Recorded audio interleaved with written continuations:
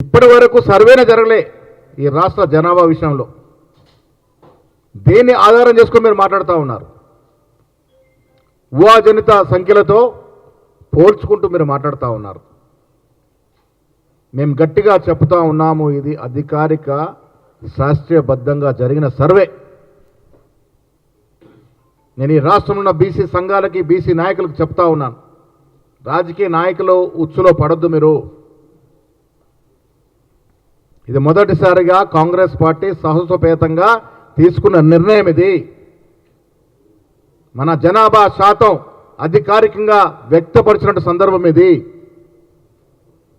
దీన్ని సద్వినియోగం చేసుకోవాల్సింది పోయి అసలు ఏమీ ఇయ్యలేని రాజకీయ పార్టీలు, ఇన్నాళ్ళు బీసీని అనగదొక్కిన రాజకీయ పార్టీలు, బీసీలంటే పడక బీసీని సర్వనాశనం చేసినటువంటి రాజకీయ నాయకులు మాట్లాడుతూ ఉంటే మీరు ఆ ఉచ్చులో పడొద్దని విజ్ఞప్తి చేస్తూ ఉన్నాను. పొంతలనేని సంఖ్యలు తీసుకొచ్చి మాట్లాడుతూ ఉన్నారు. ఏ ఆధారంగా మాట్లాడుతూ ఉన్నారు మీరు? ఏముంది మీ దగ్గర ఆధారం? మా దగ్గర ఆధారాలు ఉన్నాయి.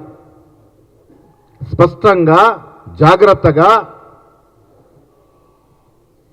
దాదాపు 1,00,000 మంది పైగా ఎమ్యూనినేటర్స్తో రోజుకు 8 నుంచి 10 ఇళ్ళు మాత్రమే సర్వే చేసి పకడ్బందీగా ఈ వాస్తవాల్ని పొందుపరచడం జరిగింది.